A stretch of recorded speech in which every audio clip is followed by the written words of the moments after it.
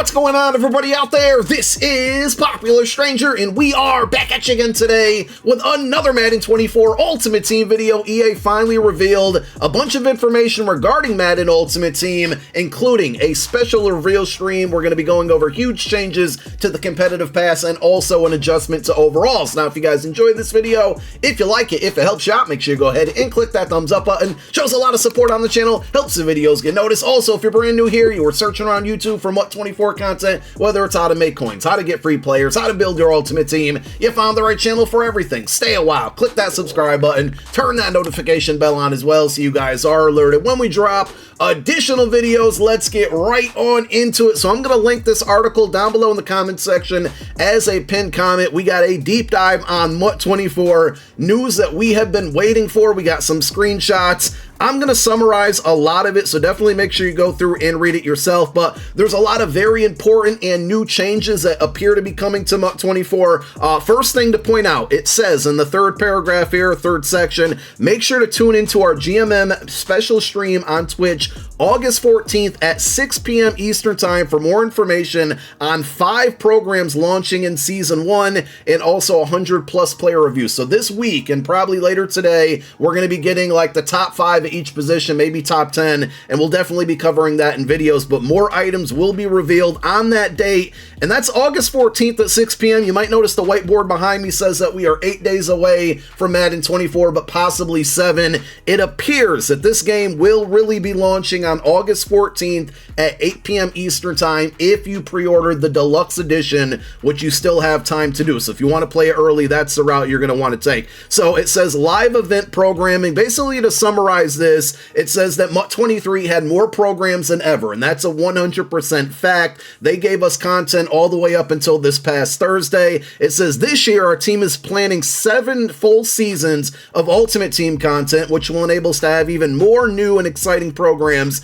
coming in the post-Super Bowl half of the year. So if you thought we got a lot of content in MUT 23, well, it appears that we're going to get more in MUT 24, and that not only was a great rhyme and a great bar because I'm the greatest rapper alive, but also that's just generally good news. More content equals more players, more cards, more versatility. I absolutely love it. The next thing is a big change, and this is going to be more interface based, but we have a live event hub. I'm sure it's going to take a lot to get used to, and we'll of course go through it in videos and show you everything once we get the game. But it says over the course of the year, MUT puts a lot of new players, programs, and challenges. For new players, it can become a little difficult to know exactly what is new and where to focus. So really the main thing I'm gathering from this, and if you look at the screenshot they provided, is that it's going to give you a more direct way to, number one, see new content, which I think Diamond Dynasty does a great job at, and also number two, how to basically access that content. If you look above the word Ultimate Preseason, you can see Ultimate Preseason on the upper left and then active to the right, and it looks like there's going to be buttons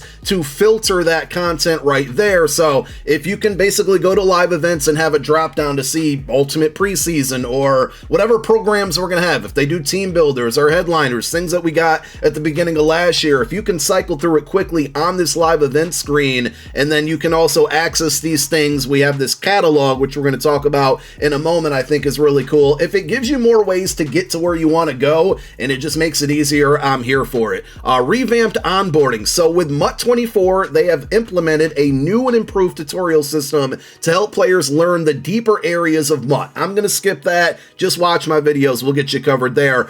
New item catalog. So this is one thing that I think is super intriguing, and another thing that Diamond Dynasty does very, very well is that you can basically see anything that's in the game in Diamond Dynasty. So with this new MUT catalog, basically it looks like this is going to be the same. This is not your binder. This is not what you own. This is literally everything in the game, and it'll tell you if you own it. You can see that 80 overall Jalen Hurts, and then there's a global usage. So this is saying, I'm assuming about 25% of the entire MUT community has this card. In the description, it says you will be able to view any player items, abilities, AP costs of abilities, and the global usage of any player in Ultimate Team. So this is really going to be your starting point. If you're looking for a card, you can see all of the normal filters that we're used to on the left. If there's anything you're searching for, this is going to be the place to find it, and I would hope that it has a way to point to this card, whether it's on the auction house or you can, it can take you over to the set on how to get the card.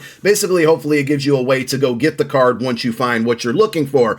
We already know about crossplay. One thing that I think might be a little bit confusing or people don't know is that the economy, which is going to be your training, your coins, your points, all of that, is going to be specific to the console that you're on. So what I understand when I read this is that, like, you can't buy a card off the auction house if you're on PlayStation from an Xbox user or a PC user. So we're going to be cross-play in a sense that you can play against people on other platforms, but you won't be able to share the economy, the auction house, the store, all of that stuff. They talked about lowering overalls on cards, and, we have this Ultimate Rookie Aiden Hutchinson, which kind of looks like a mid card considering all the work that it took to get it. But it says, if you scroll down a little bit further under here, for Madden 24, MUT 24, the overall for champions will launch in an 87 overall. So that tells me, and we'll probably find this out today, is that the highest elites, highest core elites are probably only going to be 86s. That's huge because in years past, we've seen 88 for the core elites, and then the champions,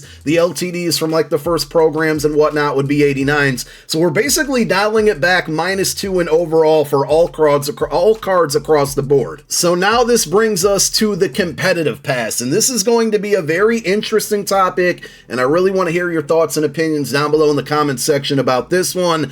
They said the comp pass has been revamped for MUT 24. It will still focus on solo battles, MUT champs, and head-to-head seasons. Instead of completely refreshing bi-weekly, each iteration of the comp pass will now start on the first Friday of each new season and last the duration of that season. So with the competitive pass, it used to be every 2 weeks, and it says we're going to get up to 7 seasons for MUT 24. These competitive passes are now going to be season long. So if we're getting more seasons, I would assume that they are going to be shorter in duration than what we're used to in MUT 23, but it sounds like we're going to be getting less competitive passes because they're not going to be bi-weekly. So I don't know how I feel about that one. There's some more information, so don't give up on it yet.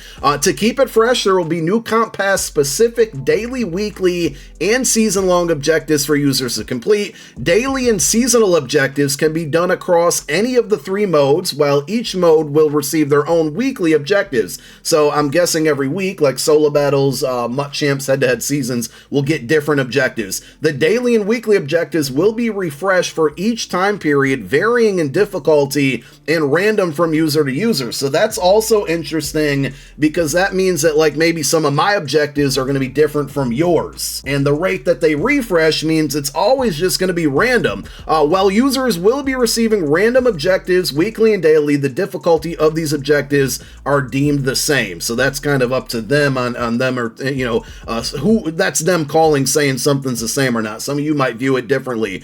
This is the very, very interesting part of it, okay? So to raise the stakes even more, most weekly objectives will require users to win as well as in order to gain progress. Daily and seasonal objectives can be progress in wins and losses. Another change in the comp pass will be with the exclusive player items. Each season, there will be 2 comp pass player exclusive items to chase. Each player has 2 different versions, a limited and a base. The base version will be similar to what we had in MUT 23. It'll be B&D, and it'll have, whatever abilities that they decide to give it. The limited version that can only be obtained by getting it in the first 1,000 users to reach it, that reward will be auctionable, and I'm guessing it's going to have extra ability buckets. So the big question here is, will this card, will the top 1,000 people be on console or global? Because if it's everybody, I think 1,000 is way too low of a number. If it's 1,000 for PC and Xbox and PlayStation, then I think I can live with that.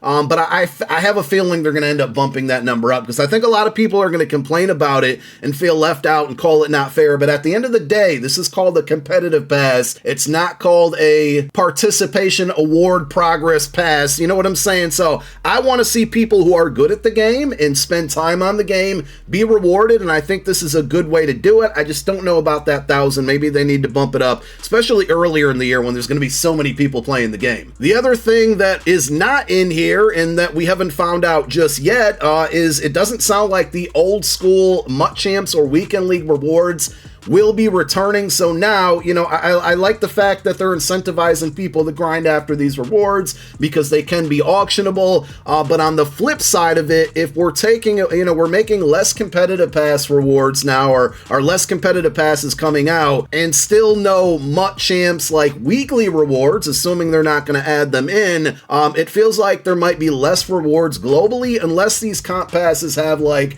50, 60, 70 levels, because if they're going to be a month long or season long, they need to have more rewards than the current structure.